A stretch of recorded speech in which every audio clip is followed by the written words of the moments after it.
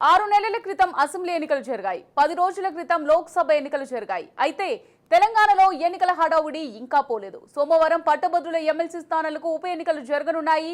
ఇక్కడ పట్టు సాధించి అన్ని వర్గాల్లో తమకి ఆదరణ ఉందని చెప్పుకునేందుకు అన్ని పార్టీలు పోటాపోటీగా ప్రచారం చేస్తున్నాయి. ఈ ప్రచారం ఇవాల్టి సాయంత్రంతో ముగియనుంది. దీంతో సోమవారం జరిగే పోలింగ్ లో ఎవరి పక్షాన పట్టభద్రులు నిలుస్తారనే ఆసక్తికరమైన చర్చ సాగుతోంది.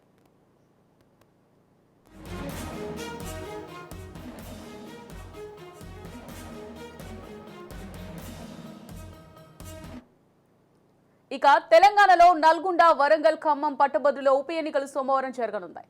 ఇవాల్టితో పోలింగ్ ముగియడంతో అన్ని పార్టీలు పట్టభద్రులను ప్రసన్నం చేసుకునే పనిలో బిజీగా ఉన్నాయి.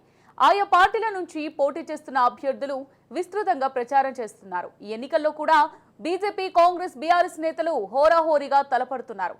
అందుకే పేరుకే ఎమ్మెల్సీ ఉప ఎన్నిక అయినా అసెంబ్లీ ఎన్నికల స్థాయిలో ప్రచారం ప్రలోభాలు సాగుతున్నట్టు టాక్ నడుస్తోంది. ఈ స్థానంలో ఎమ్మెల్సీగా ఉన్న బీఆర్ఎస్ నేత పల్లె రాజేశ్వర్ రెడ్డి గత అసెంబ్లీ ఎన్నికల్లో జనగామ నుంచి పోటీ చేశారు, విజయం సాధించారు.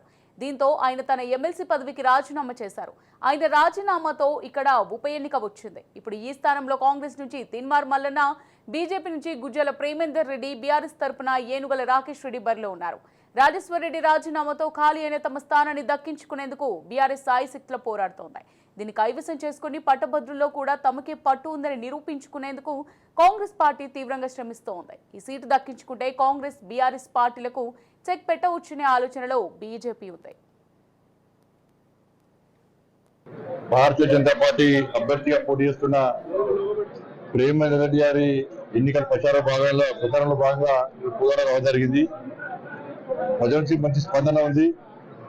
ఎట్టి బస్సులో ఈ ఎన్నికల్లో భారతీయ జనతా పార్టీ అభ్యర్థిగా పోటీ చేస్తున్న ప్రేమేందర్ రెడ్డి గారిని గెలిపించడానికి మేధావి వర్గం అంతా సిద్ధంగా ఉంది.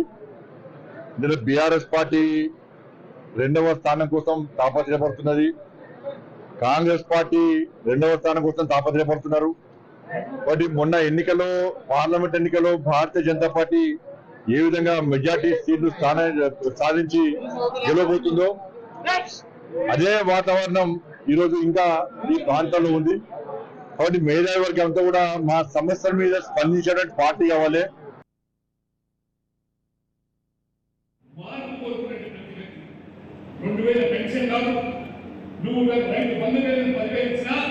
ఈ తెలంగాణ జాతి ఆత్మ గౌరవాన్ని ఉంటుంది జాతి కాదని చెప్పి మీ ఉచితాలను, మీ పెన్షన్లను, రైతు బంధువులు పక్కన పెట్టి చెప్పబెట్టి తీర్పిచ్చి కళ్ళు కాల్చి వాత పెట్టి ఏ రకంగా మార్పు కోరుకున్నారో ఆ మార్పులో కేసీఆర్ ఓడించారు, బీఆర్ఎస్ ఓడించారు అని దురదృష్టవశాత్తు కాంగ్రెస్ లాభపడ్డారు. కాంగ్రెస్ ప్రజల కోసం ఏనాడు పోరాట చేయలేదు. కేసీఆర్ మూడవసారి దేశానికి నరేంద్ర మోడీ గారి నాయకత్వం అవసరమని ప్రధానమంత్రి నరేంద్ర మోడీ నిర్ణయిస్తే వాటితో సరితూగే వ్యక్తి ఈ దేశంలో ఎవరు కూడా లేరని ప్రజలకు స్పష్టమైనటువంటి 23 సంవత్సరాలుగా ప్రజా జీవితంలో 13 సంవత్సరాలు గుజరాత్ ముఖ్యమంత్రిగా, గుజరాత్ ఒక రోల్ మోడల్గా దేశంలో తీర్చిదిద్దిన వ్యక్తి. దాదాపు 2 పర్యాలు 10 సంవత్సరాలుగా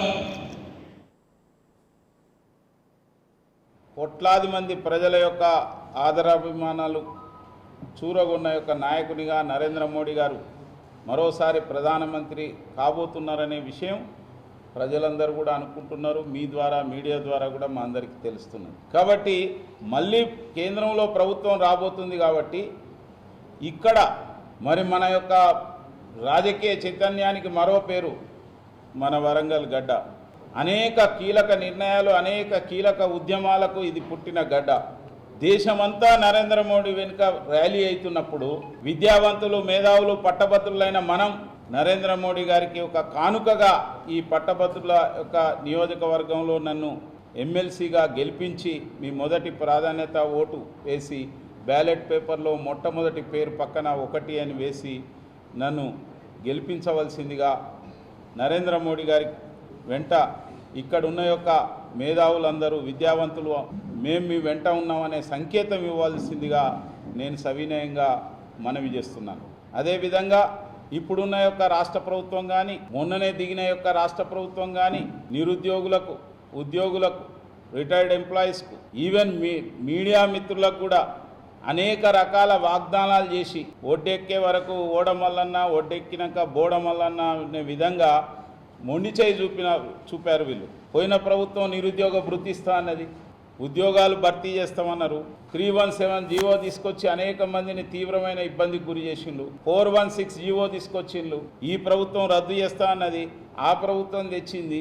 ఎవరు దాన్ని ఇంతవరకు ఏమీ చేయలేదు. అది రద్దు కావాలని వాళ్ళ ముక్త కంఠంతో ఇవాళ నిరుద్యోగులు, ఉద్యోగులు అందరూ కూడా, మేధావంతులు, విద్యావంతులు అందరూ కూడా కోరుతున్నారు.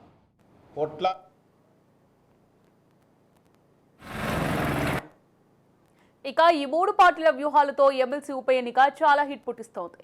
3 పార్టీలు కూడా ఈ ఎన్నికలను ప్రతిష్టాత్మకంగా తీసుకొని ప్రచారం కూడా అదే స్థాయిలో చేస్తున్నాయి. ఇంటింటికి వెళ్లి ఓట్లు అడగడంతో పాటు ఆత్మీయ సమ్మేళనాలు, ఇతర పేర్లతో విద్యావంతులకు చేరువ అయ్యేందుకు శ్రమించారు.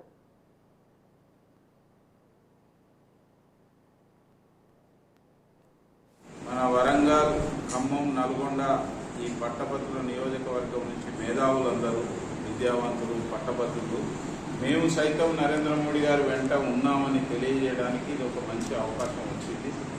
ఎందుకంటే ఈ దేశాన్ని అన్ని విధాలా ముందుకు తీసుకెళ్తున్న ప్రధానమంత్రి నరేంద్ర మోడీ గారు మరోసారి ప్రధానమంత్రి అవుతాడని చెప్పి అన్ని రకాల సర్వేలు, ప్రజలు పూర్తి విశ్వాసంతో ఉన్నారు. అదేవిధంగా కాంగ్రెస్ పార్టీ చెప్పిన మాటలు నెరవేర్చడంలో వైఫల్యం చెందింది. ఈ ప్రభుత్వం కేవలం ఏదో రకంగా అధికారానికి రావడం కోసం మాట్లాడిన మాటలు తప్పితే అవి నిజమైన మాటలు కాదని 5 ఏళ్ళు పట్టలే. గత ప్రభుత్వాన్ని అర్థం చేసుకోవడానికి, ప్రజలకు ఇంటికి పంపడానికి 10 ఏళ్ళు పట్టింది. కానీ ఈ ప్రభుత్వానికి 5 నెలలనే ఈ ప్రభుత్వం రంగు, రుచి, వాసన తెలిపింది. కాబట్టి ఈ ప్రాంతం నుంచి కనుక భారతీయ జనతా పార్టీకి ఒక ప్రతినిధిని గెలిపిస్తే ఇంకా ఎక్కువ కేంద్ర ప్రభుత్వం నుంచి ఈ ప్రాంతానికి అభివృద్ధి కార్యక్రమాలు కానీ, విద్యావంతులకు లేదంటే నిరుద్యోగులకు ఉద్యోగ ఉపాధి అవకాశాలను ఇంకెక్కువ కల్పించడానికి కానీ, వారికి సరైన శిక్షణ ఇప్పించడానికి కానీ నేను ప్రయత్నం చేస్తానని చెప్పి సందర్భంగా మనవి చేస్తున్నాను.